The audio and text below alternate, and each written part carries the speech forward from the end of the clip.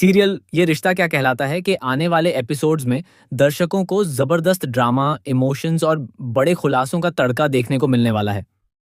कहानी अब ऐसे मोड़ पर पहुंच चुकी है जहां हर किरदार की जिंदगी पूरी तरह बदलने वाली है। सबसे बड़ा झटका तब लगता है जब अरमान आखिरकार ऋषभ का असली चेहरा सबके सामने लाने में कामयाब हो जाता है। लंबे समय से ऋषभ को अपनी मासूमियत का नाटक कर रहा था और पूरे परिवार को यह यकीन दिलाने की कोशिश कर रहा था कि वह पूरी तरह निर्दोष है। लेकिन कहते हैं ना कि सच चाहे कितनी भी देर से सामने आए, एक दिन जरूर आता है, और अब वही दिन आ चुका है। दरअसल अरमान पिछले काफी समय से एक अजीब परेशानी से गुजर रहा होता है। वह धीरे धीरे अपनी याददाश्त खोता जा रहा होता है। कई बार वह छोटी छोटी बातें भूल जाता है और कई महत्वपूर्ण घटनाएं भी उसकी यादों से गायब होने लगती हैं। यह बात अरमान को अंदर से तोड़ने लगती है। उसे डर सताने लगता है कि कहीं ऐसा न हो कि वह अपनी बेटी को इंसाफ दिलाने से पहले ही सब कुछ भूल जाए। इसी डर और चिंता के बीच अरमान एक बड़ा फैसला लेता है। वह तय करता है कि चाहे कुछ भी हो जाए, वह अपनी बेटी के साथ हुए अन्याय को बर्दाश्त नहीं करेगा और असली गुनहगार को सबके सामने लाकर रहेगा। इसी मिशन में उसका साथ देती है मुक्ति। मुक्ति भी शुरू से ही ऋषभ पर शक कर रही होती है।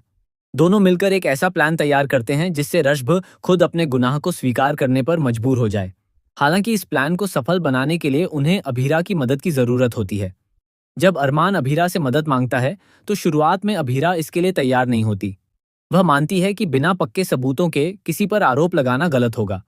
लेकिन जब अरमान उसे पूरी सच्चाई बताता है और अपने डर के बारे में बताता है कि वह धीरे धीरे सब कुछ भूलता जा रहा है, तब अभीरा का दिल पसीज जाता है और वह अरमान का साथ देने के लिए तैयार हो जाती है। इसके बाद अरमान, अभीरा, मुक्ति और मायरा मिलकर ऋषभ पर नजर रखना शुरू कर देते हैं। वे ऋषभ की हर हरकत पर ध्यान देते हैं और उसके खिलाफ सबूत जुटाने की कोशिश करते हैं। आखिरकार वह दिन भी आ जाता है जब सभी को लगता है कि अब सच सामने लाने का सही समय आ गया है। जैसे ही ऋषभ पोद्दार हाउस से बाहर निकलने वाला होता है, तभी अरमान, अभीरा, मायरा और मुक्ति वहां पहुंच जाते हैं। सभी को अचानक अपने सामने देखकर ऋषभ हैरान रह जाता है। लेकिन उससे भी ज्यादा हैरानी उसे तब होती है जब चारों उससे माफी मांगने लगते हैं। अरमान कहता है कि शायद उनसे बहुत बड़ी गलती हो गई थी और उन्होंने बेवजह ऋषभ पर शक किया। अभीरा भी कहती है कि ऋषभ जैसा सीधा साधा इंसान ऐसा कुछ नहीं कर सकता।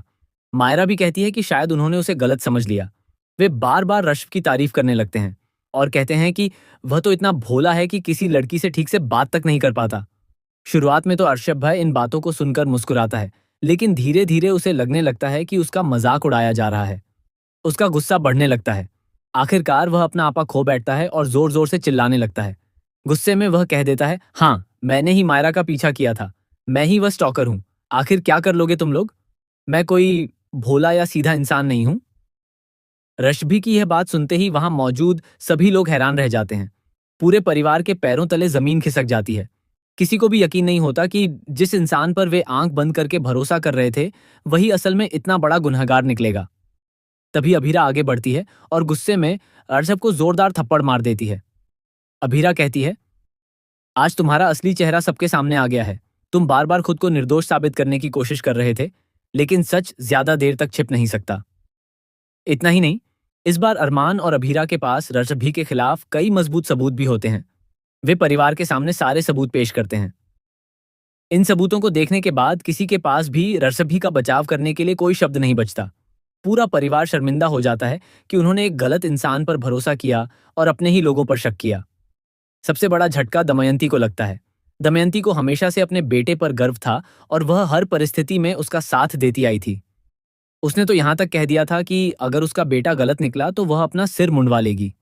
अब जब अर्षभ खुद अपना जुर्म कबूल कर लेता है तो दमयंती अपने वादे को पूरा करने के लिए तैयार हो जाती है। वह सभी के सामने अपना सिर मुंडवाने का फैसला लेती है।